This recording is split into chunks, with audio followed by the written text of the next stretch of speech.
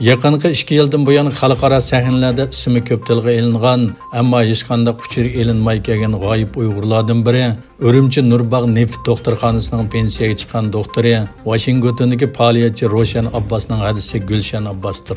Erkin Osiyo radiosi elib borgan tekshirish davomida Gulshan Abbosning tutqun qilinganligi o'ttirg'i chiqdi. Gulshan Abbos 2018-yili sentyabrda tuyuqsiz g'oyib bo'lgan bo'lib, shuningdan boshlab 21 oydan buyon Roshan Abbos va uning chet eldagi farzandlari uning haqida uchurg'i erishanmagan. Roshan Abbosning hadisi bilan birga yana bir hammasimi tutqun qilingan.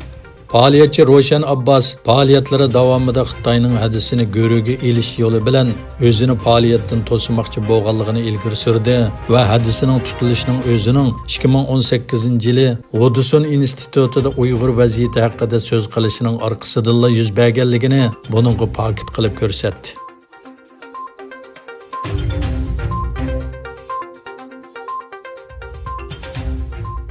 Ko'p davlat parlament a'zolarining vakillari Xitoyning zo'r xirislariga o'rtaq moslashish va taqobil turish uchun Xitoyga qarshi parlamentlar ittifoqi qurganligini e'lon qildi.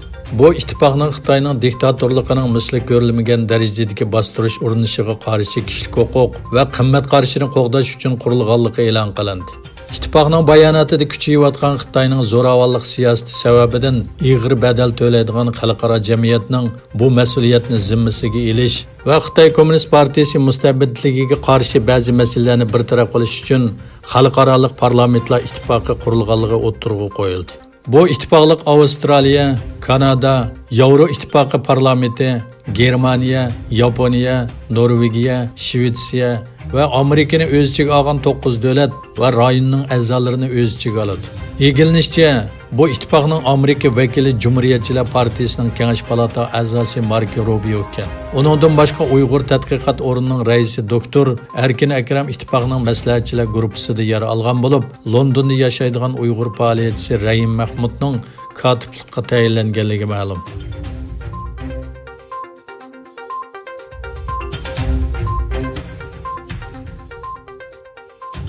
Xitoy Wuhan virusi yuqumi to'g'risidagi uchurlarni yoshirganligi haqidagi ayblashni rad qilib, masalani ochiq-oshkora bartaraf qilib, virusga munosabatli taraqqiyotlarni dunyoga vaqtida e'lon qilganligini aytdi.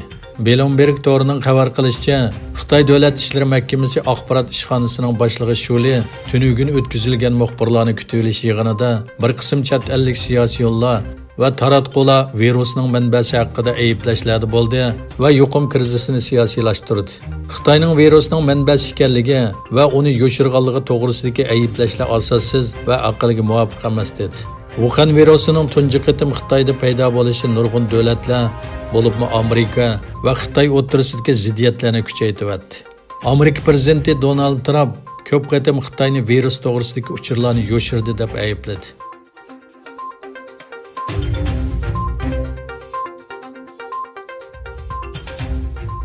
New York shahar boshlig'i Bill de Blasio qora tanlik amerikalik George Floyd soqchilarning zo'ravonligi sababidan qazo qilgandan keyin kunsir kuchayayotgan islohot talabining bir qismi sifatida soqchi tarmoqlarga ajratilgan xamchotning qisqartirilganligini e'lon qildi. New York soqchi idorasining yillik 6 milliard dollarlik xamchotining qanchalik qisqartirilganligi to'g'risida tushuncha bergan Bill Blasio bu qisqartirilgan xamchotning ijtimoiy mulozimatga ishlatilganligini aytdi.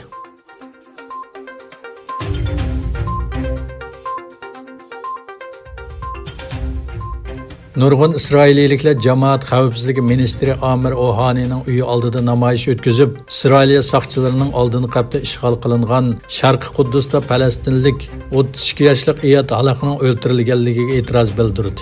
Isroiliya bosh ministri Benyamin Netanyahu tunugun tunji qitim meyib yosh haloqining o'ldirilganligi to'g'risida so'z qilib mundaq dedi. Bu bir fojia. Kesel bir kishidan naqumon qilindi.